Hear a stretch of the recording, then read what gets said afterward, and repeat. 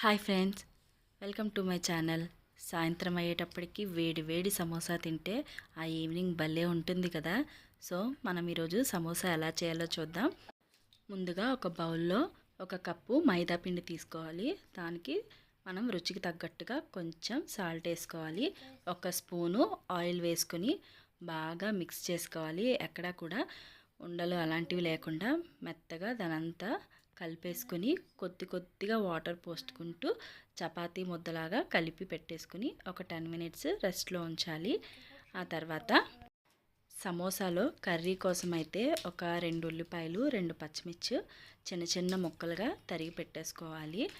ఒక ప్యాన్ పెట్టుకుని ప్యాన్లో ఆయిల్ వేసుకొని ఆయిల్ బాగా హీట్ చేసుకోవాలి. ఆయిల్ బాగా హీట్ అయిన తర్వాత మనం కట్ చేసి పెట్టుకున్న ఉల్లిపాయల తరుగు అలాగే 2 పచ్చిమిరపకాయల తరుగు ఆయిల్లో వేసేసుకుని ఉల్లిపాయలు బాగా మగ్గనివ్వాలన్నమాట. ఇది సమోసాల కర్రీ కదా.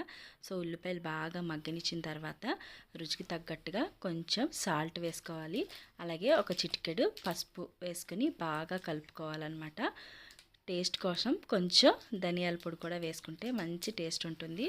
అలాగే కొంచెం కారం వేసుకోవాలి. ఇవన్నీ వేసుకొని బాగా కలుపుకోవాలన్నమాట. బాగా కలుపుకొని వాటర్ ఏమీ వేసుకోకుండా అలా జస్ట్ మూత పెట్టి ఆవిరి మీదే ఆ కర్రీ అంతా కూడా మనం ఉల్లిపాయలన్నీ కూడా మంచిగా మగ్గించేసుకొని పక్కన పెట్టేసుకోవాలి. తర్వాత ఒక బౌల్ తీసుకుని అందులో ఒక 2 టేబుల్ స్పూన్ల మైదా పిండి వేసుకోవాలి.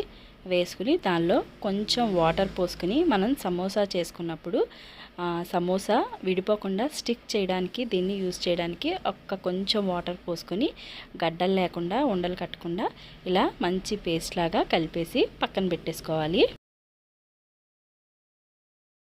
ఇప్పుడు మనం ఇందాక కలిపి పెట్టుకున్న చపాతీ ముద్దలా చేసి పెట్టుకున్నాం కదా, దాన్ని చిన్న చిన్న ఉండలుగా చేసుకుని మరీ పల్చగా కాదు అలాగని మరీ థిక్గా కాకుండా మధ్యస్థంగా మనం చిన్న చిన్న చపాతీలాగా చేసి పెట్టేసుకోవాలి. అటు ఇటు కొంచెం పిండి వేసుకుంటూ ఎక్కడా కూడా మరి ముద్దగా లేకుండా అలానే బాగా పల్చగా కాకుండా మీడియం సైజులో ఇలా చపాతీలాగా అన్నీ కూడా చేసేసి పక్కన పెట్టుకోవాలన్నమాట. మిగిలినవి కూడా ఇలా చక్కగా పల్చగా చపాతీలా చేసుకొని ఆయిల్ ఏం వేసుకోకుండా ఓన్లీ ప్యాన్ ఒక్కటే పెట్టుకొని దాని మీద వితౌట్ ఆయిల్ అటు ఇటు కూడా మనం కాల్చేసి పెట్టుకోవాలి. ఎక్కువ కాల్చాల్సిన అవసరం లేదు. అదంతా కూడా మంచిగా లైట్గా కుక్ అయితే చాలు. వితౌట్ ఆయిల్ మనం పొరలుగా దీన్ని కాల్చేసి పక్కన పెట్టుకోవాలి.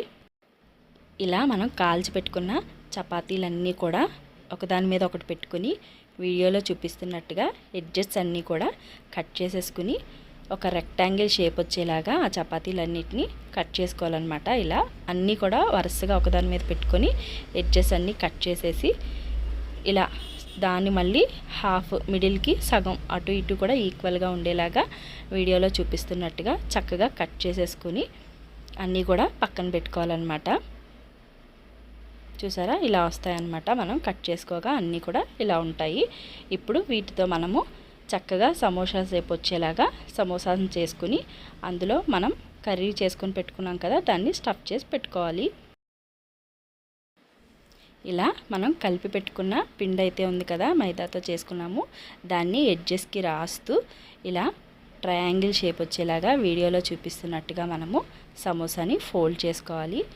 ఇలా ఫోల్డ్ చేసుకున్న సమోసాలకి ఒక స్పూన్ ఆర్ 2 స్పూన్లు మనం కర్రీ ఎంత తింటాం అంత కర్రీ వేసుకుని మళ్ళీ ఇలా పిండితో ఎడ్జెస్ అన్నీ కూడా రాసుకొని దాన్ని ఇలా ట్రయాంగిల్ షేప్ అంటే సమోసా షేప్ వచ్చేలాగా మనము చేసి పక్కన పెట్టేసుకోవాలన్నమాట.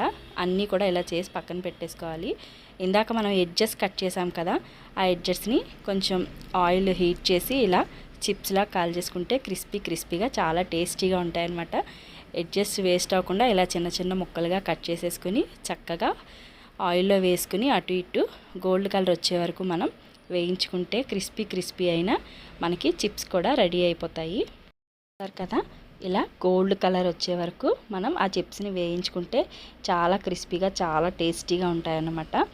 దీనిలో ఇప్పుడు మనం అదే ఆయిల్లో మీడియం ఫ్లేమ్లో పెట్టేసి మనం రెడీ చేసి పెట్టుకున్న సమోసాలన్నీ కూడా ఒకటి వేసుకొని మంచి గోల్డ్ బ్రౌన్ కలర్ వచ్చేంత వరకు 2 వైపులా కాల్చుకుంటే మనకి వేడి సమోసా అయితే రెడీ అయిపోయింది.